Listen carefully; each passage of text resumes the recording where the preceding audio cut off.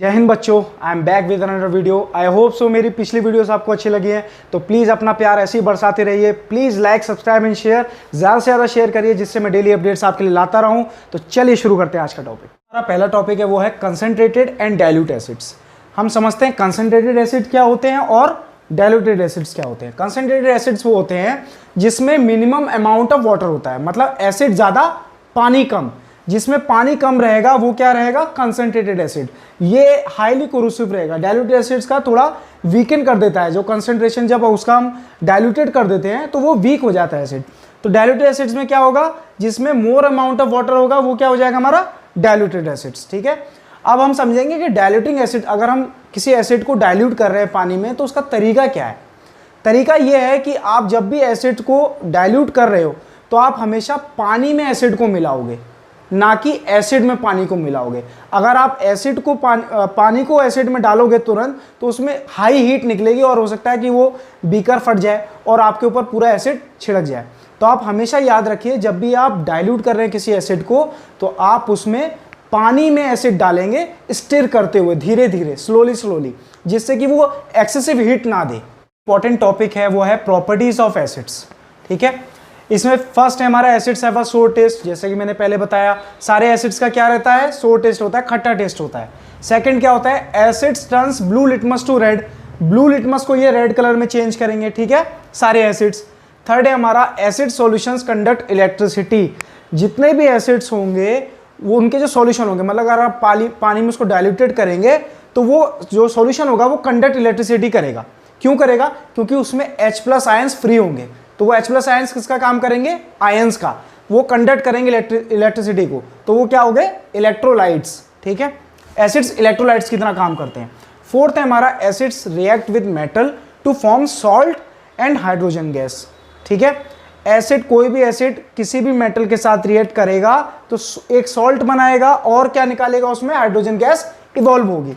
ठीक है, अब इसको एक एग्जाम्पल से हम समझते हैं। अब यहां मैं एग्जाम्पल ले रहा हूं, Zn को रिएक्ट करवाएंगे H2SO4 के साथ, सल्फ्यूरिक एसिड के साथ। ठीक है, तो हमारा सॉल्ट क्या बनेगा? ZnSO4 और H2 गैस इवॉल्व हो जाएगी। ठीक है, अब देखिए यहाँ पर मेरा Zn क्या है? ये मेटल है, ये मेटल है। ये मेरा H2SO4 क्या है? एसिड। तो जब मेटल एसिड के साथ रिएक्ट कर रहा है तो क्या बना रहा है? सॉल्ट बना रहा है और हाइड्रोजन गैस को इवॉल्व कर रहा है। ठीक है, मेटल जब रिएक्ट करेगा एसिड के साथ तो क्या बनाएगा? सॉल्ट बनाएगा और हाइड्रोजन गैस इवॉल्व होगी। अब जो हमारा फिफ्थ जो प्रॉपर्टी है एसिड की, तो इसको पहले पढ़ लेते हैं। क्या है? Acid react with metal carbonates और metal hydrogen carbonates to form carbon dioxide gas, salt and water. जब भी कोई एसिड रिएक्ट करेगा किसके साथ? मेटल कार्बोनेट्स के साथ या फिर मेटल हाइड्रोजन कार्बोनेट्स के साथ, तो वो क्या बनाएगा? कार्बन डाइऑक्साइड गैस बनाएगा, सॉल्ट बनाएगा और वाटर बनाएगा। ठीक है, यहां देख लीजिए, मेटल कार्बोनेट्स रिएक्ट कर रहा है एसिड के साथ में, क्या बना रहा है? सॉल्ट बना रहा है, कार्बन डाइऑक्साइड गैस बना रहा है, H2O बनाएगा, वाटर बनाएगा। ठीक है, दोनों में से कुछ भी हो सकता है, मेटल कार्बोनेट्स या फिर मेटल हाइड्रोजन कार्बोनेट्स। अब इसको एग्जाम्पल से हम समझते हैं। जो हम एग्जाम्पल ले रहे हैं, फर्स्ट मैं ले रहा हूं मेटल कार्बोनेट का एग्जाम्पल। इसमें मैं ले रहा हूं Na2CO3 को रिएक्ट करवा रहा हूं HCl के साथ। ठीक है, यहां हमारा बनेगा 2HCl कर लेते हैं, तो यहां हमारा बनेगा 2NaCl plus CO2 plus H2। ठीक है, Na2CO3 मेरा क्या है? Metal carbonate, metal carbonate. HCl मेरा क्या था? एसिड। ठीक है, और 2NaCl मेरा क्या बन गया? ये सॉल्ट और कार्बन डाइऑक्साइड एंड H2O। तो ये एग्जाम्पल हो गया किसका? मेटल कार्बोनेट का। अब हम एग्जाम्पल ले लेते हैं मेटल हाइड्रोजन कार्बोनेट का। ठीक है, यहां सोडियम कार्बोनेट लिया है, यहां मैं ले रहा हूं सोडियम हाइड्रोजन कार्बोनेट और उसको भी रिएक्ट करवा रहा हूं HCl के साथ। तो मेरा क्या बनेगा? NaCl, सोडियम सोडियम क्लोराइड जो कि मेरा सॉल्ट है, कार्बन डाइऑक्साइड एंड H2O।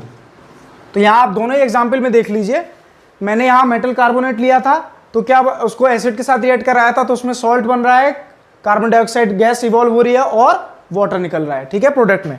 यहाँ सेम मेटल हाइड्रोजन कार्बोनेट में मैंने उसको किसको रिएक्ट करवाया, किसके साथ रिएक्ट करवाया, HCl के साथ। तो क्या बन रहा है हमारा, सॉल्ट बन रहा है, कार्बन डाइऑक्साइड बन रहा है, NH2 बन रहा है। तो ये दोनों ही टर्म्स में, या तो मेटल कार्बोनेट्स हो या मेटल हाइड्रोजन कार्बोनेट्स हो, दोनों ही टर्म्स में क्या बनेगा हमारा, कार्बन डाइऑक्साइड गैस इवॉल्व होगी, सॉल्ट बनेगा और वाटर निकलेगा। जो कि मोस्ट इंपॉर्टेंट हमारी जो प्रॉपर्टी है एसिड की, एसिड रिएक्ट विद बेसिस और एल्कली। पहले एल्कली मैंने बताया नहीं, एल्कली क्या होता है, water soluble base, water soluble base को हम एल्कली बोलते हैं, ठीक है। मतलब जब हम बेस को वाटर में सॉल्यूबल कर दें तो उसको क्या बोलते हैं, एल्कली बोलते हैं। To form salt and water, ठीक है, एसिड रिएक्ट करता है बेस के साथ क्या बनने के लिए, सॉल्ट एंड वाटर बनाता है, ठीक है। अब इसमें एक एग्जाम्पल ले लेते हैं, हमारा एग्जाम्पल हम लेते हैं, यहां मैं ले लेता हूं HCl, बेस में ले रहा हूं NaOH, ठीक है, एसिड मेरा HCl है, बेस मेरा NaOH मैंने लिया है, तो यहां सॉल्ट बनेगा NaCl, ठीक है, और वाटर बनेगा H2O। इस रिएक्शन को हम न्यूट्रलाइजेशन रिएक्शन भी बोलते हैं। क्यों, यहां पर किसी एसिड को अगर न्यूट्रलाइज करना है तो हम क्या करेंगे, बेस के साथ रिएक्ट करा देंगे, तो क्या हो गया, ये बेस हमारा जो एसिड होगा हमारा वो न्यूट्रलाइज हो गया, ठीक है। तो इसको हम न्यूट्रलाइजेशन रिएक्शन भी बोलते हैं, न्यूट्रलाइजेशन रिएक्शन, ठीक है।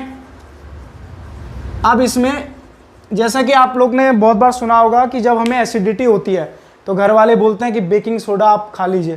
क्यों बोलते हैं, क्योंकि जो हमारा पेट में एसिड बन रहा है उसको न्यूट्रलाइज करने के लिए हम एक बेस लेते हैं। बेकिंग सोडा क्या है, बेस है, तो वो क्या करता है, उस एसिड को न्यूट्रलाइज कर देता है, एक सॉल्ट बना देगा और वाटर बना देगा, तो उसको न्यूट्रलाइज कर देता है।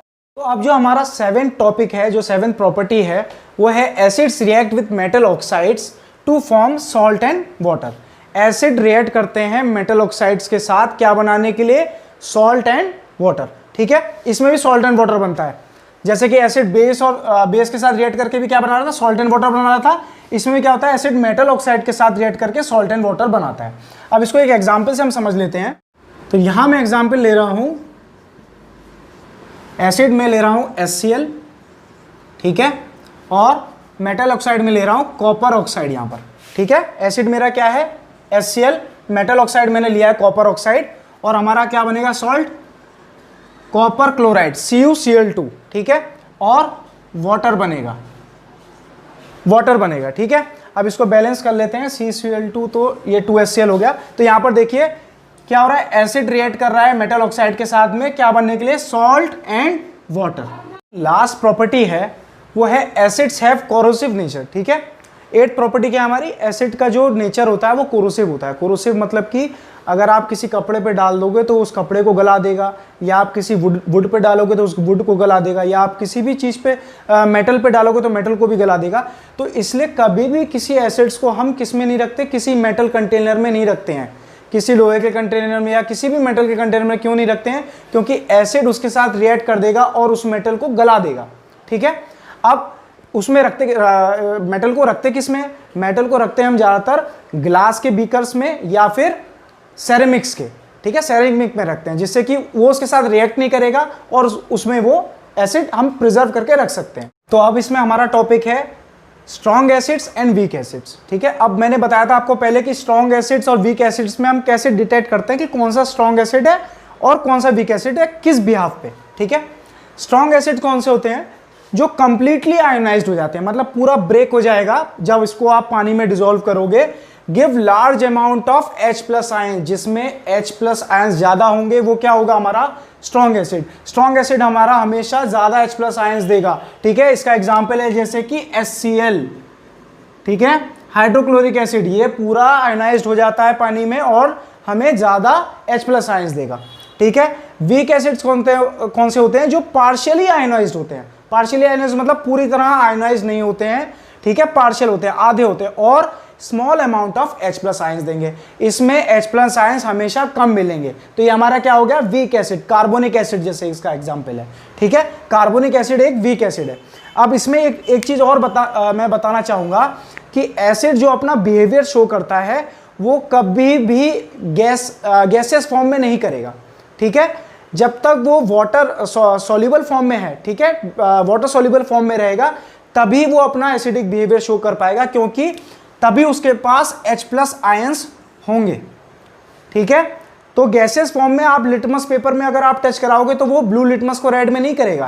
वो कब करेगा, जब वो वाटर सॉल्युबल फॉर्म में है आपके पास, तभी वो H+ आयंस रिड्यूस उसमें टूटेगा और तभी वो अपनी प्रॉपर्टी शो करेगा। अब जो हमारा टॉपिक है uses of mineral acids in industry, ये ज़्यादातर पूछा जाता है एग्जाम में, तो आप प्लीज़ इसको नोट डाउन कर लीजिएगा। ठीक है, फर्स्ट है हमारा sulphuric acid is used in the manufacture of fertilisers. Fertilisers बनाने के काम में आता है और मतलब मोस्टली जो बनता है वो अमोनियम सल्फेट बनता है। ठीक है, फर्टिलाइजर पेंट्स में यूज़ होता है, डाइज में यूज़ होता है, केमिकल्स में यूज़ होता है, प्लास्टिक बनाने में यूज़ होता है, सिंथेटिक फाइबर में यूज़ होता है, डिटर्जेंट्स में यूज़ होता है, एक्सप्लोजिव्स बम बनाने में यूज़ होता है और कार बैटरीज। ठीक है, सल्फ्यूरिक एसिड ये सारी चीज़ों में यूज़ होता है। ठीक है, सेकंड है हमारा nitric acid. Nitric acid use होता है आपका फर्टिलाइजर्स बनाने में, लाइक अमोनियम नाइट्रेट, ये इसका कॉमन एग्जाम्पल है। एक्सप्लोजिव्स TNT, जो आपने कई कार्टूनों में देखा होगा, TNT, उसका जो पूरा होल नेम होता है वो ट्राई नाइट्रोटोलिन होता है। ठीक है, फुल नेम उसका क्या है, ट्राई नाइट्रोटोलिन।